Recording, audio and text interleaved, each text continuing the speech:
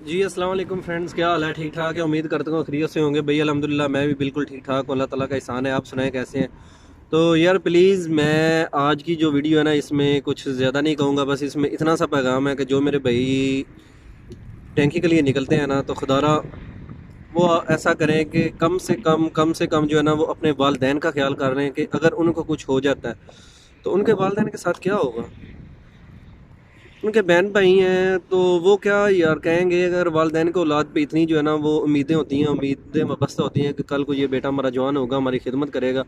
और तो जब बंदा इस रास्ते पे निकलता है, चलो ठीक है, आप इस गैर कानूनी रास्ते पे पहले तो मैं आपको यही कहता हूँ कि यार प्लीज़ इस तरह का ना करें। इतनी जो है ना वो अपॉर्चुनिटी आ गई है पाकिस्तान में कि अभी हर कंट्री जो है वो पाकिस्तान की तरफ माइल है, मुतवज्जो है। और इसमें मैं खुसूसी थैंक्स करता हूँ अपने वज़ीर आज़म का, और उनको जिनके साथ अच्छे बंदे काम कर रहे हैं, सबका नहीं, जो अच्छे बंदे हैं उनके साथ मुल्क के सिंसेर हैं, तो उनका शुक्रिया अदा करता हूँ कि जिनके तवसत से जो है ना वो हमारे मुल्क में अल्हम्दुलिल्लाह दोबारा जो है वो टूरिस्ट भी आ गए हैं, और पाकिस्तान का जो पासपोर्ट है उसकी भी तकरीबन जो है ना वो वैल्यू अल्लाह करे बढ़ जाए और आहिस्ता आहिस्ता बढ़ती जाए, और एक वक्त ऐसा है कि हमारा जो मुल्क है वो दुनिया में तरक्की करे और उसका एक नाम हो।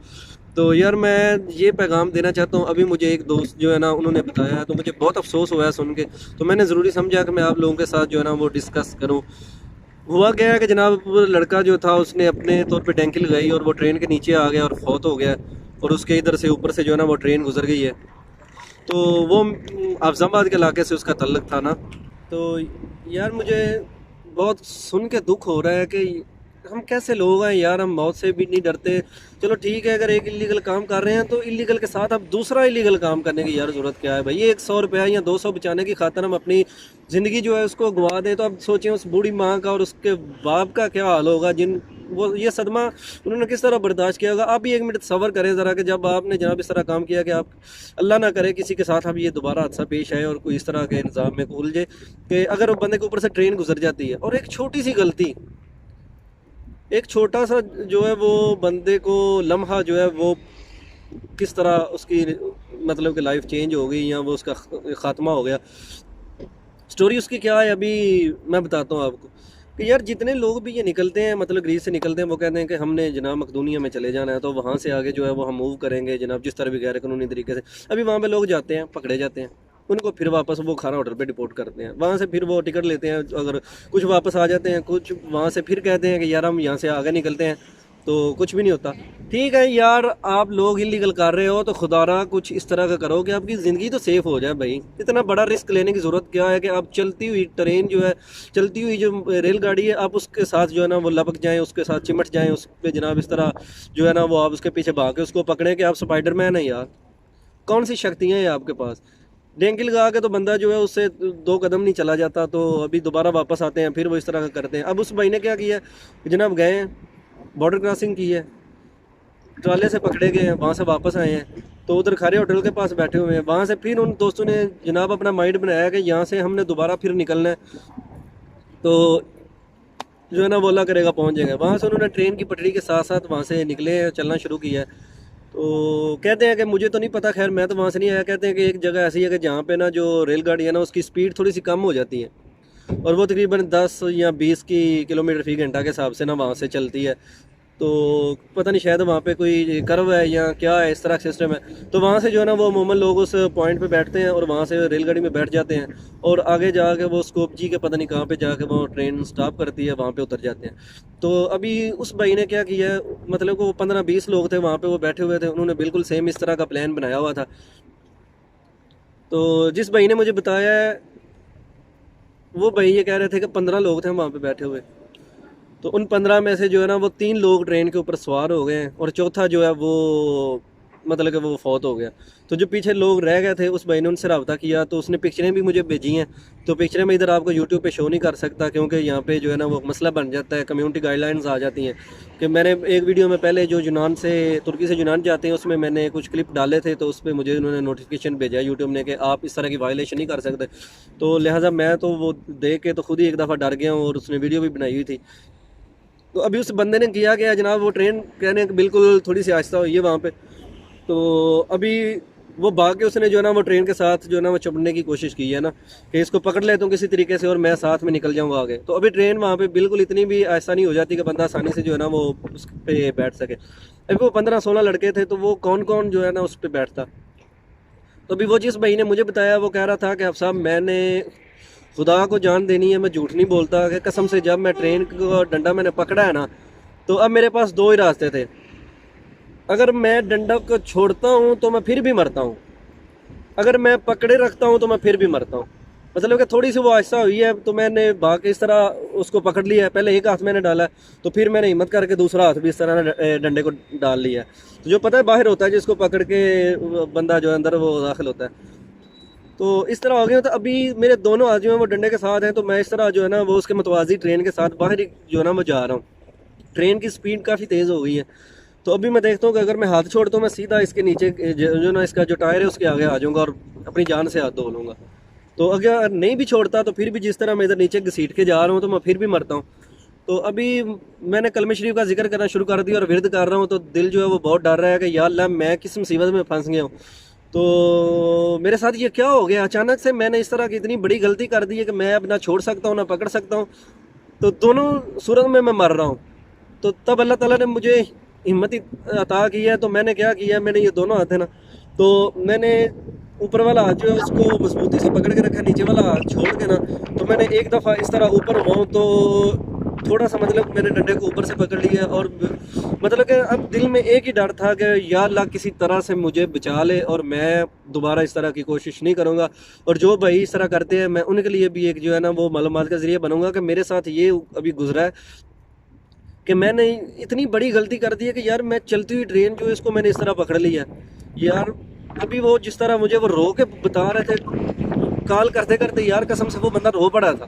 वो कह रहा था कि अफसर यार लोगों को बताए प्लीज़ इस तरह की गलती ना करें, ठीक है आना है तो कम से कम अपनी जान को इतने जुल्म ना करें कि बंदा जो है ना वो मर जाए। तो अभी वो क्या हुआ है कि जनाब वो 4 बंदे जब चढ़े थे तो वो एक लड़के ने बिल्कुल उसने भी इस तरह ही किया हुआ था। तो अब उसने जो ही हाथ छोड़े हैं वो कह रहा था कि अब सब वो बिल्कुल सीधा। अभी मतलब आपने कभी देखा होगा जब बंदा चलती गाड़ी से छलांग लगाता है ना तो वो बिल्कुल गाड़ी के साथ ही इस तरह जो है ना वो दौड़ता है आगे की तरफ। अभी उसने इस तरह हाथ डाले हुए हैं और जो ही उसने छोड़े हैं कि नीचे गिर जाता हूँ। तो आगे तो मुझसे सवार नहीं हुआ जा रहा। उसने जो ही इस तरह हाथ छोड़े हैं तो ज़ाहिर है उसका मोमेंटम बना हुआ था पहले से, वो मतलब कि जा रहा था गाड़ी के साथ। उसका जो बॉडी है वो भी अब 40 है 50 की स्पीड है कितनी भी है उसके साथ वो ट्रैवल कर रही है। उसने जो ही हाथ छोड़े हैं तो वो बजाय इसके को उसने पीछे जाना था वो गाड़ी के साथ ही इस तरह था। तो अभी उसका तवाज़न बरकरार नहीं रहा तो उसका मतलब कि गाड़ी के टायर की तरफ ना उसका वज़न हो गया। जो ही उसने हाथ छोड़े हैं वो सीधा गाड़ी के पटरी के ऊपर गिर गया जाकर, तो ऊपर से टायर जो है वो चढ़ गया और बंदे के यहाँ से 2 हिस्से हो गए हैं। तो उसने वीडियो भी दी है और तस्वीरें भी दी हैं लेकिन मैं वो अपलोड नहीं कर सकता ना ही आपको दिखा सकता। तो मैंने जब वो देखा तो मुझे तो उल्टियाँ आनी शुरू हो गई हैं। तो मैंने वो सारी जो है ना वो मतलब तौबा की है कि या अल्लाह ये किस तरह का यूरोप है, ये किस तरह का सफ़र है, ये भाई क्या कर रहे हैं यार। खुदारा प्लीज़ मैं आपके आगे हाथ जोड़ता हूँ कि अगर आपने करना है तो यार ये मौत है, सीधी सी मौत है भाई। अगर देखें कि वो बंदा किस तरह कह रहा है कि मैं वहाँ पे बेबस हो गया हूँ। अभी मैं उनके साथ राब्ते में हूँ तो मैं आपको इंशाल्लाह उनके साथ वीडियो बनाऊंगा, लाइव उनका इंटरव्यू करूँगा। आप भाइयों के साथ भी जो है ना वो आपको बताएंगे कि किस तरह का निज़ाम हुआ था। तो ये मौत है। अगर आप सीधी बात है भाई, मैं तो ये कहता हूँ हम भी आए हैं इलीगल, ये नहीं कि हम कुछ जहाज़ पे आए लेकिन हमने इतना बड़ा रिस्क नहीं लिया यार। ज़िंदगी के साथ इतना बड़ा रिस्क तो बिल्कुल नहीं लेना चाहिए। अभी वो बताया कि जो बंदा कट गया है ट्रेन की पटरी के ऊपर आके, ये मकदूनिया का वाक़या है जो तकरीबन ये जिन लोगों को पता होगा, अभी यूनान में भी ये काफ़ी लोगों को पता चल गया होगा। तो जिन लोगों ने मतलब कि ये सुन लिया या उसके घर वालों को जब पता चलेगा, जब उसकी लाश पहुंचेगी तो उन पे क्या बीतेगी कि हमारा बेटा अपना फ्यूचर बनाने के लिए जो है उसने ट्रेन को हाथ दे लिया और ट्रेन ने उसको कुचल कर रख दिया था। यार लानत है इस तरह के फ्यूचर की। मैं तो यही कह सकता हूँ कि जिस फ्यूचर पे वालदैन जो है वो बुढ़ापे की उम्र में हो और बेटा जो है वो जवान बेटा आंखों के सामने जो है ना वो उसकी मैयत आ जाए कि गैर कानूनी तरीके से जो है ना वो उसने इस तरह की गलती की कि वो मारा गया। ठीक है मजबूरियाँ होती हैं बंदे की, बंदा पैदल चल लेता है यार, पैदल चल लेता है। गाड़ी को आपने क्या करना है कि ट्रेन ने 10 मिनट पहले जाके वहाँ पे स्टेशन पे फिर भी तो आपने उधर रुकना है। तो अभी उसने भी ऐसे ही किया था, जो पहुँच गया था वो कह रहे हैं कि सारी रात हम उधर ट्रेन की पटरी पे बैठ कर ठिठरते रहे हैं, सर्दी में पता नहीं था कि आगे किस तरह जाना है।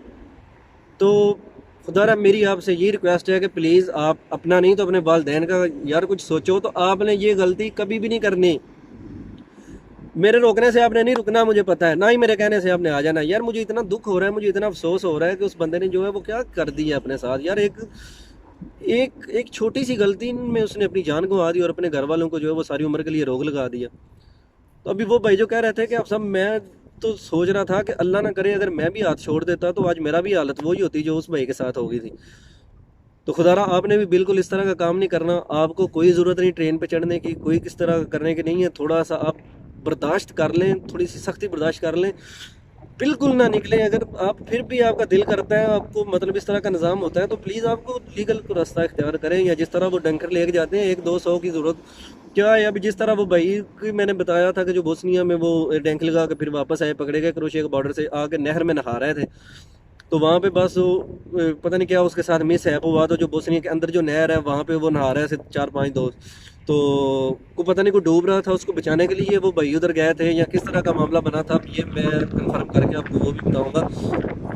तो एक मतलब किस तरह की जो यार आप पहले इलीगल हैं, ऊपर से आप और इलीगल काम कर रहे हैं, और वो भी बिल्कुल जो खतरा है जो जिसका फ़ायदा ही नहीं है, जिसमें 100% जो है वो चांस है कि बंदे ने मरना ही मरना। अगर अल्लाह की तरफ से जो है ना वो ज़िंदगी हो तो फिर कोई नहीं मार सकता। लेकिन जिस तरह का हम डिसीजन लेते हैं इसमें मौत है, ये सीधी सीधी मौत है। तो हम मौत को खुद गले लगा रहे हैं। तो खुदारा अगर आपने निकलना है तो आप बिल्कुल ऐसी जो है ना वो गलती मत करें कि आप ट्रेन को, चलती हुई गाड़ी के ऊपर ना सवार होने की कोशिश करें। चलती हुई ट्रेन की स्पीड इतनी होती है यार, उस पर तो एक बस वो ट्रेन तो कहती है तो गलती कर, तो मैं तुम्हें देखती हूँ कि तू जाता किधर है। तो मेरी आपसे यही रिक्वेस्ट है कि भाई खुदा के लिए ये मेरे हाथ देख लें, ये इस तरह और इस तरह दोनों तरह मैंने आपको जोड़ रहा हूँ कि प्लीज़ इस तरह का निज़ाम बिल्कुल ना करें।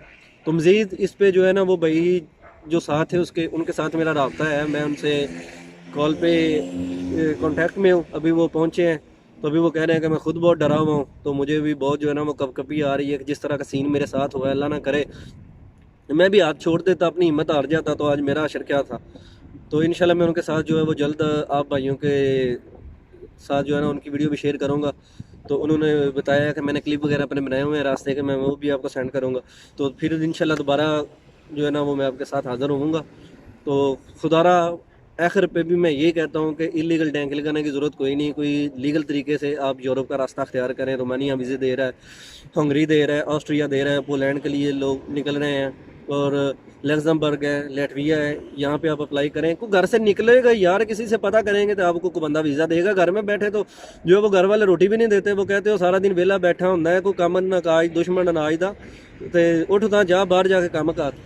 तो भाई जब घर वाले हमें घर बैठ के खाना नहीं देते तो हमें वीज़ा घर में आके किसने देना है। निकलें मेरे भाई, लाहौर जाएं, वहाँ पे बहुत एम्बेसियाँ, वहाँ पे बहुत जो है वो दफ्तर है। तो आपको मैं 2-4 दफ्तर जो है उनका बताऊंगा इंशाल्लाह। जो बोस्निया वाला दूसरा पार्ट आएगा उसमें बताऊंगा कि वीज़े कहाँ पे आते हैं। वहाँ पे जाकर पता करो यार, ढूंढने से खुदा भी मिल जाता है, तो ये क्या चीज़ है। तो इंशाल्लाह नेक्स्ट मिलते हैं किसी नई वीडियो के साथ।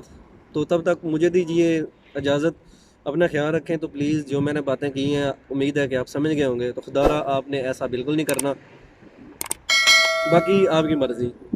ओके, अल्लाह हाफिज़।